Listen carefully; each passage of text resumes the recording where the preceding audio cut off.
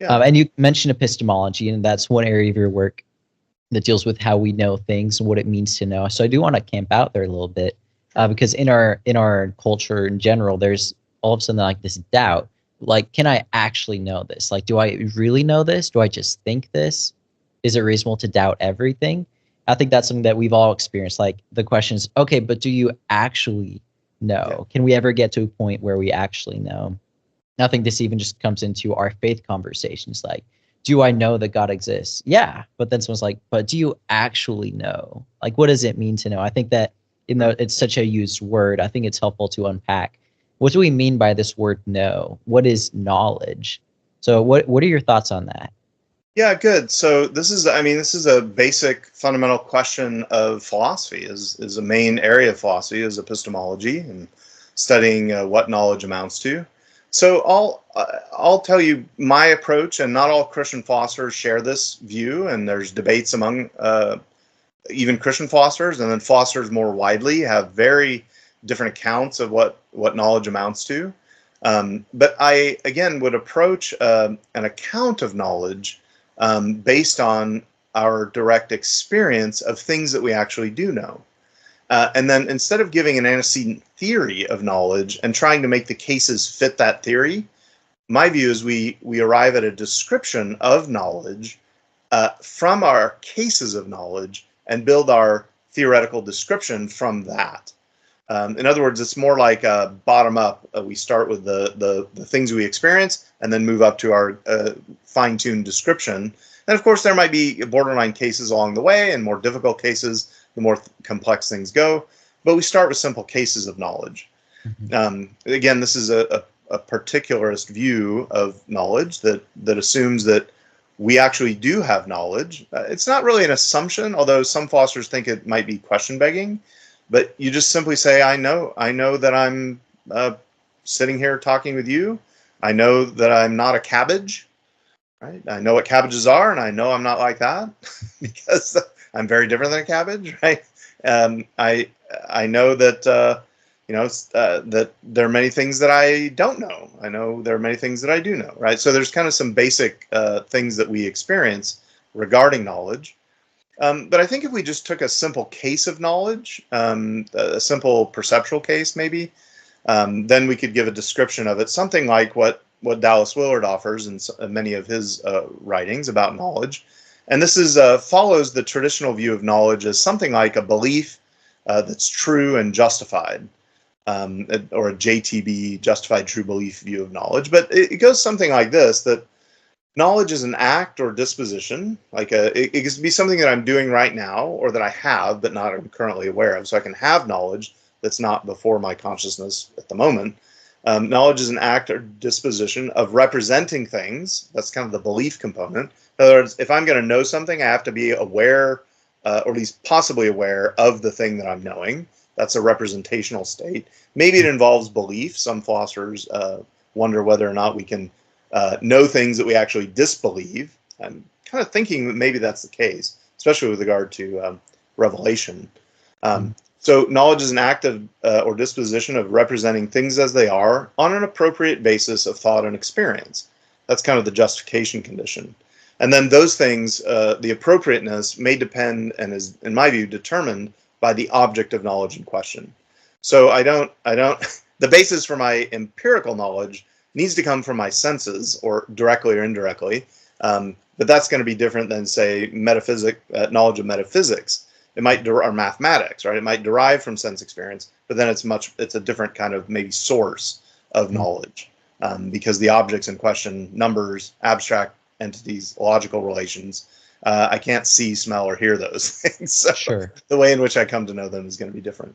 But I think a point you made about certainty is really good. It, on the view of knowledge that I maintain, and other Christian philosophers that I love and admire and have learned from, um, uh, knowledge doesn't require what you might call absolute certainty. In other words, sure, it may be possible that both you and I are hallucinating. We're dreaming this interview, right? Maybe We've been we are talking about it for so cabbage. long, and we're all just sharing a dream, like in the movie Inception or something, right? That's possible. Yeah, sure, that's possible. But why should I think that, right? I mean, I have Mhm. no good reason to think that. So this is almost like a innocent until proven guilty view about what we know. Like, Sure. unless there's good reasons to doubt that I'm actually have a case of knowledge, I'm perfectly within my epistemic rights, or I'm justified in maintaining that what I am experiencing is knowledge.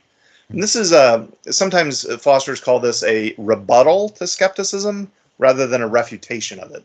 And we could talk about that distinction if you like. But another thing about this is this idea that I couldn't doubt anything unless I knew something already. Mm. In other words, I can't have doubt unless I already have knowledge. Doubt is kind of parasitic on knowledge. In some way, this might be kind of in the way that maybe evil is a privation of the good. I haven't thought that through very carefully. So I don't want to wander too far afield. But the idea is that unless there are some things that I know, there's nothing I could reasonably doubt. So you might just have to think about that a little bit. But that's. Well, I think that's helpful too. I'm just thinking through that in my mind of that. Just because you can doubt something doesn't mean that you should. Like, I could doubt the existence of my family or the world, or I could think I'm just in the Matrix. And sure, I could doubt all of that, but that doesn't mean that I should doubt that. So I don't have a reason to think that. In fact, I may have reasons to think this other thing. And even though I'm not certain about it, I could be wrong. That doesn't mean I should doubt it. So I think that's a helpful point to make. And I'm just thinking about what you said about justify a true belief as a definition to knowledge. And I'm just thinking about what that looks like, having those three parts.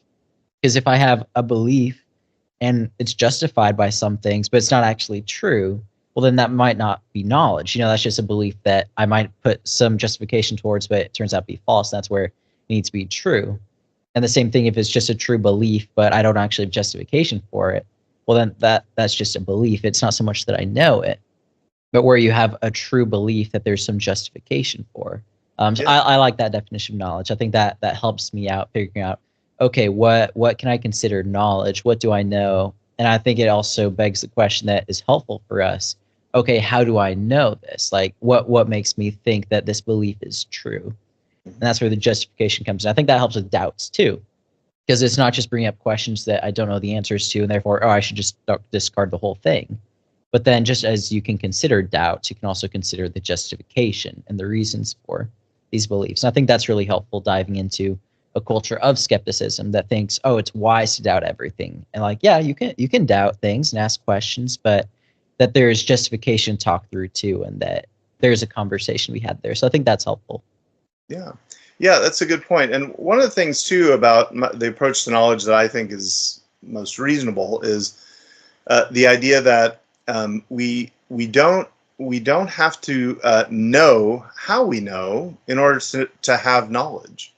There are many times where I simply have, I am actively or dispositionally representing things as they are on an appropriate basis, but I can't give you a full account of how that works, right? In other words, I don't have to give a method behind the act of knowing that I'm currently engaging in. Because if I did, I'd have a regress problem looming. Sometimes this is called, there's a famous paper, well, I think it's famous, famous among a very set of people in the world who study this sort of thing, called The Problem of the Criterion. It's by a philosopher named Roderick Chisholm. And anyway, he gives a trilemma between skepticism, what he calls Methodism, and particularism. And the Methodist says, well, you have to come up with a method in order to be able to know. But then if I have to have a method to know, then I need to know if my method's any good. But to know that, I need a method for my method. Then I need a method for my method for my method. And you've got this regress problem. So the particularist denies that you need a method and just maintains, look, we have clear cases of knowledge, and we can produce those. And I might not have a method for how I got to that, but as long as I have a belief or something like it, a representation that matches how things really are, and I've got an appropriate basis. And then sometimes you could, challenge the appropriate basis. I might have a basis for my true belief, but it might not be appropriate.